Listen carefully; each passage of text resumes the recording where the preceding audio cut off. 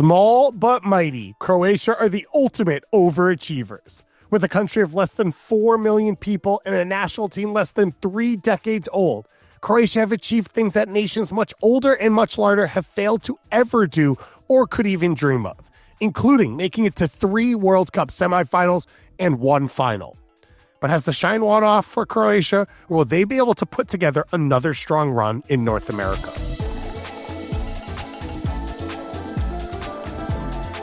Welcome to Kickback Soccer Media's World Cup Capsules, where you'll learn everything you need to know about all 48 of the national teams competing at the 2026 World Cup.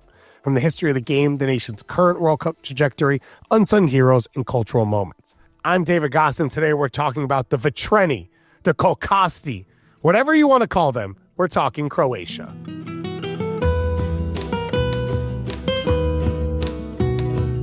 Croatia are star-studded with big names like Luka Modrić, Ivan Perisic, and Andrej Kamaric. But what do they all have in common? They're all over the age of 30. And this second Croatian golden generation, which has been a continuation of the shooting star-like rise of the Croatian national team, might be starting to fizzle out.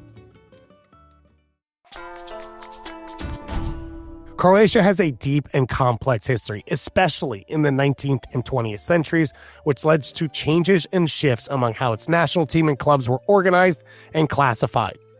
Like basically all countries, the game was introduced by the British in 1873 when engineers and trained technicians built railways in the country and would play against each other with locals, sometimes getting involved. The first game in the whole Yugoslavia region was played in Croatia, and it would always be a leader in the region.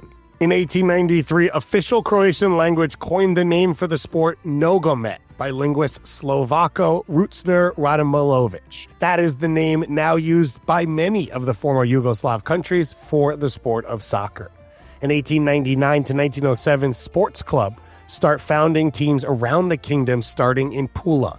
In 1906, the first official viewer-attended match and the first Croatian championship was organized in 1914, but didn't finish because of World War I. The first Yugoslav league was founded in 1923 and ran until 1940, and a Croatian team won all 17 of those first titles. After World War II, all clubs within Yugoslavia were required to change their names and structures to champion communist goals and ideals. The lone exception was Hajduk Split, one of the few clubs not forced to change, as they refused to be associated with the previous fascist regime and had supported Tito's partisan army. As Tito broke with Stalin, the grip on the clubs lessened. A Yugoslav league was created under the socialist government from 1945 to 1992. Hajduk Split and Dinamo Zagreb were 2 of the Yugoslav's big 4, with Partizan and Red Star Belgrade. They were 3 and 4 all-time, with 11 combined titles and 17 runners-up. The Yugoslav national team was one of the best in the world, and 4 of the top 10 all-time in caps were Croatian, including the all-time leading goal scorer Stjepan Bobek, who scored 38 goals from 1946 to 56. Dražan Jurković won the Golden Boot in 1962, which was the best ever finish for Yugoslavia's national team, finishing 4th at that World Cup. He went on to score 2 goals in the 1960 Euro semifinal win over France. Since independence, Croatia's players, domestic league, and national team have thrived. 1990, a Croatian First Division was created post-independence. The Croatian Football League was founded in 1992. Powerhouse Dinamo Zagreb has continued its run with 25 titles, with Hajduk Split coming up second with 6. Their rivalry is called the Eternal Derby. Yeah, it gets serious. Since independence, 11 players have won a UEFA Champions League title with other clubs around Europe, and 14 have appeared in the final. Mario Mandzukic has 2 goals in a Champions League final. Ivan Rakitic scored in the 2015 final. 9 Croatian players have won Europa League as well. Croatia's national team was admitted to FIFA in 1994. They were ranked 125th upon debut, having never played, and they were 3rd place in the world by the end of 1998, the fastest rise ever. They made their World Cup debut in France in 98, and boy, it was a special run. They beat Jamaica and Japan in the group stage, but lost to Argentina and qualified out. There, they beat Romania 1-0 in the round of 16, and then they beat Germany 3-0 in the quarterfinals. They led host France in the semis 1-0 before Lilian Thuram's heroics, who scored 2 late goals to knock them off. They then went on to win the third-place match 2-1 over Netherlands. Davor Suker, 6 goals in 7 games were good enough for the Golden Boot, and they were dubbed the Golden Generation. But after this, it fell off quickly. It was an unremarkable stretch from 2002 to 2018, including not even qualifying for the World Cup in 2010. But by 2018, the little guys were back on top, which leads us to, of course, our best moment in the 2018 World Cup. Manager Zlatko Dalić took over midway through World Cup qualifying in 2017, and at the time it felt a little desperate. After a 5-0 start, they had lost to Iceland, Turkey, and Finland. Dalić had never played for the Croatian national team, had never managed a national team of any sort, had spent basically the 10 years prior managing in Saudi Arabia and Albania, and said when he took over that he would leave if they failed to qualify and that his fate was in the federation's hand. But Croatia had a second golden generation on its hands with stars like Dejan Lovren, Ivan Rakitic, Mario Mandzukic, and Ivan Perisic, and they wanted to make sure it didn't go to waste, and it did not. They won their group in Russia, starting out with a 2-0 win over Nigeria, a 3-0 victory over Argentina, and then a little revenge, a 2-1 win over Iceland. In the round of 16, they beat Denmark in penalty kicks, in which Subasic saved 3 PKs, which is still tied for most in one World Cup shootout. They followed that up with a 2-2 shootout victory over host Russia. They are the first team since 1990 to win consecutive World Cup shootouts. They came from behind versus England in the semifinals to win 2-1 in a third straight extra time game. They became the second smallest World Cup finalists in population behind Uruguay and in landmass behind the Netherlands. They finally lost to France 4-2 in the final, in which Kylian Mbappe, of course, ran rampant. But they were greeted by 500,000 people in Zagreb upon their return. 3 extra time victories, 2 penalty kick shootouts. This team put everything on the line, and they were exemplified by Luka Modrić. Modrić won the Ballon d'Or that year. He is the only player in a 14-year span, not named Cristiano Ronaldo or Lionel Messi, to win the award. He was so good, he finally broke up their duopoly. In trying to describe Luka Modrić, his head coach Dalić said this, quote, "Luka always has a solution in his head and sees what other players don't see. He finds himself in goal-scoring opportunities and can also play in a more advanced role. So I believe you cannot find a single flaw in Luka's game and the way he plays. You can only praise him. He is footballing perfection." He's the all-time leader with 13 Croatian Player of the Year awards. He's won the UEFA Champions League 6 times with Real Madrid, 5 Club World Cups, and 4 La Liga titles, and he is still kicking at Milan and for Croatia right now at the age of 40. Croatia proved in 2022 that this was no fluke. They followed it up with another appearance in the semifinals, powered once again by Luka Modrić. They eventually lost 3-0 in the semifinals to future champions Argentina, and then beat tournament darlings Morocco 2-1 in the third-place match. So Croatia were ready for another World Cup, and they topped Group L in UEFA qualifying. They were finalists at the 2023 UEFA Nations League as well, so they had that as a backup if they struggled in qualifying to at least make it to a playoff, but they didn't need it. They went 5-1-0 with a plus 19 goal differential in 20 goals scored and only 1 conceded. They put up a 12-1 aggregate across their first 2 games in their opening window against Gibraltar and Czech Republic. The lone drop points was a 0-0 tie in Prague later in qualifying. Andrej Kramaric led them in scoring with 6 goals. Dalić is still the coach, so he knows this team. He knows how to get the best of them and knows how to adapt.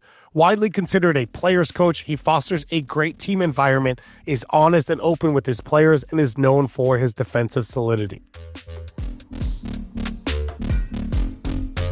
Well, this is where we talk about our young players to watch, but before we get into a specific name, we have to talk about how important the overall concept of youth development is in Croatia. It is one of the great youth developers, and it is why they've been able to punch above their weight time and again. Let's go to a quote by Croatian manager Romeo Jozic in an article by The Athletic that says it best. Quote, "You have to understand that there's 3.5 million of us. says Jozic, a man who, over the past 25 years, has held almost every significant role in Croatian football. We have some talent, but we don't have a huge pool of talent, right? So when we see a fragile talent, a talent that might not reach its full potential if not cherished, we have to nourish it. We had a tolerance for their mistakes. We're not like France. We're not like Germany. We're not like the UK. When he was growing up, we didn't have 10 of Mateo Kovacic. We only had Mateo. We only had one Luka Modrić. We only had one Mario Mandzukic. We had to look after them. That is what we had. And it has worked out swimmingly. And we have our next example. Luka Vušković, a 19-year-old, 6'3" center back at Tottenham, currently playing on loan in Hamburg. He came through Hajduk Split's academy. He's the youngest Croatian league debutant. He's the youngest goal scorer and the youngest to play in the internal derby. He spent 2 years on loan in Poland and Belgium, and he scored the goal of the year as a defender and had 7 in total. He was sold to Tottenham for 12 million euros, and he comes from soccer family royalty. His brother's currently at Hamburg. His dad played at Heerenveen and Hajduk and is now an academy coach at Hajduk Split. And his great-grandfather also was a Hajduk executive and player. When you talk about unsung heroes, there probably isn't the right word for this individual who just had an immense impact on Croatian football, but is a character upon himself. Slaven Bilić. Part of the first golden generation, he played at the 1998 World Cup. That alone is enough to do for your country. But then he went and coached the national team from 2006 to 2012, and that's where he introduced the second golden generation at the international level, including Modrić, Luka, and Eduardo. He introduced an attacking style and laid a lot of the groundwork for the success that was to come. He also graduated law school, played guitar, and his band made a hype song for the national team in 2008. The game is so deeply rooted in the history and culture of Croatia. The Torcida of Split are considered the oldest organized supporters group on the planet. Their name in Portuguese comes because of Croatians who were living overseas, who saw soccer and fans in Brazil and wanted to recreate that. But what they created in Croatia grew even larger than what we had seen around the world. And there's no bigger exemplification than on the 13th of May, 1990, in a game between Dinamo Zagreb and Red Star Belgrade. There was a riot at the game in Zagreb, which many considered sparked the eventual revolution that led to Croatian independence. It occurred after Croatians had voted in favor of independence. The Red Star supporters, a group that was led by Arkin, who led an army group that carried out human rights atrocities during the war, came to the game. The Red Star fans started tearing the stadium apart and chanting against Croatian independence, so the Dinamo fans reacted. The police, still at the time run by the Central Yugoslav government, were overwhelmed and had to return with backup to retake the stadium. But before they left, on the field, a cop was harassing a Dinamo fan, a Croatian. And Zvonimir Boban, the captain of Dinamo, kicked the officer to protect his fellow countrymen. The fans then came to protect Boban with their bodies. He became a national hero, and some believe this was the spark, the moment that launched the Croatian Independence War. The war sadly went on to rage for 5 years, with the International Center for Transnational Justice estimating that 140,000 people were killed. Its effects are still evident today, not least outside the Maskmir Stadium, where a statue depicting a group of soldiers stands. On it is the inscription, quote, "To the fans of the club who started the war with Serbia at this ground on the 13th of May, 1990. Well, this is where we leave you with a fun fact about every country and a prediction. I'm not going to lie. I don't love Croatia's World Cup draw. They drew England, Ghana, and Panama. They will play England in the first game in Dallas. They will then have to travel all the way to Toronto to face off against Panama before finishing off in Philadelphia against Ghana. It feels like not only is the age of the Luka Modrić and some of the golden generation getting up there, but that this is a really tough matchup. I think that this might be the year they finally slip. They probably get through the group stage as a third-place team, but that puts them in a really tough knockout game in the round of 32, and I'd be surprised if they got much further. But they've proven us wrong before, and Luka Modrić has shown that he is timeless. When Croatia shows up, they will be looking smart in their outfits. Why? because Croatia is where the necktie was invented. So they're always dressed up to the nines. Thank you to all of you for listening. Follow Kickback26 for all of your World Cup coverage. We've got social media videos, we've got newsletters, and here at Kickback26 podcast feed, we have one of these episodes about every single country that has qualified for the 2026 World Cup.